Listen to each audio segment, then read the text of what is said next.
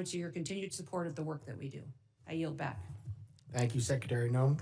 I now recognize Director Kent for 5 minutes to summarize his opening statement. Thank you very much, Mr. Chairman, ranking members, and all the members of the House. I appreciate the opportunity to appear before you and discuss the threats posed to our nation. Despite the progress that we've made so far in the Trump administration, the threat posed by terrorists of all brands remains very high right now. We've made significant progress under President Trump's leadership. We have the jihadis of ISIS and al-Qaeda on the run in Iraq and Syria, thanks to the decisive action and the strikes that we've taken there recently since President Trump took office in January. However, we have a persistent threat from the individuals that were allowed into this country by the previous administration. The number one threat that we have right now, in my view, is the fact that we don't know who came into our country in the last 4 years of Biden's open borders. What we have identified is alarming, and I want to share that with you today. We just recently put out a warning of the heightened risk of terrorist attacks posed to the homeland by terrorists pretty much of all stripes, but in particular from ISIS and from al-Qaeda. NCTC has been crunching the numbers and going through the sheer volume of known and suspected terrorists that are in the country that came in under the Biden administration. So far, NCTC has identified around 18,000 known and suspected terrorists that the Biden administration let come into our country. These are individuals who under normal circumstances would never be allowed to enter our country because of their ties to jihadi groups like ISIS and al-Qaeda. Yet the Biden administration not only let them into the country, and in many cases facilitated their entry into the country, just like the entry of the Afghan terrorists who committed the terrorist attack here just before Thanksgiving, killing one of our National Guard members and wounding another. That Afghan was brought into the country as a group of over 100,000 Afghans who were brought here during the disastrous withdrawal from Afghanistan. These individuals, despite what has been reported, were not vetted properly to come into the United States. The individual terrorist who committed the attack in DC, he was vetted to serve as a soldier in Afghanistan. The Biden administration essentially used his tactical level vetting as a ruse to bring him here and to bring him into our communities. And we've seen the tragic results of that.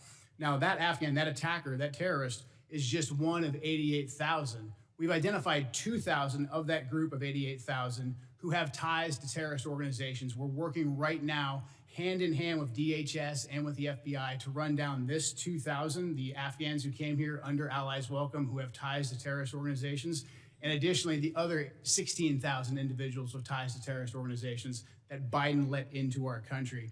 That is probably the top terrorist threat that we face right now, and that doesn't include the individuals who came here illegally through the open border. That number, alarmingly, remains unknown at this time. We're trying to figure out who those individuals are as well. Also adding to this elevated threat, we have ISIS and al-Qaeda that have found sanctuary in places like Afghanistan and Syria due to the transitional nature of those governments, and also again in Iraq and some of the hinterlands of Iraq. And these terrorists are able to communicate and spread their propaganda and a lot of their know-how thanks to the proliferation of encrypted apps and also due to just the internet writ large. The new terrorist tactic that we're seeing more and more is moving away from very deliberate cellular attacks that we can infiltrate easily while they communicate into an inspirational methodology where you have key members putting out media and putting out how-to guides to reach out and to touch individuals inside the United States. We recently disrupted one of those attacks just before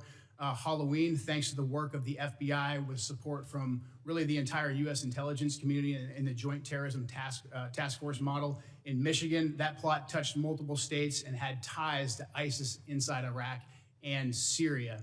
Another issue that we are addressing right now, thanks to the decisive leadership of President Trump, is the scourge of fentanyl, gang, and cartel violence. Under President Trump's leadership, we've designated these cartels and gangs as terrorist organizations, and we've done that rightfully so. These individuals, these terrorists, have killed hundreds of thousands of Americans, as these angel families will tell you firsthand. What President Trump has done by designating them as terrorists has allowed us to turn the tools of the intelligence community against them and predominantly watch list them as terrorists to prevent them from ever coming into America in the first place.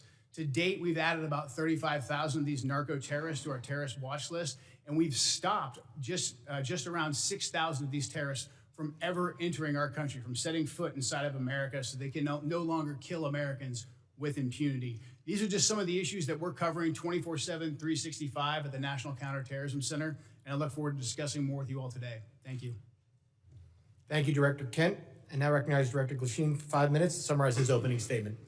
Good morning, Chairman Garbarino, Ranking Member Thompson, and members of the committee.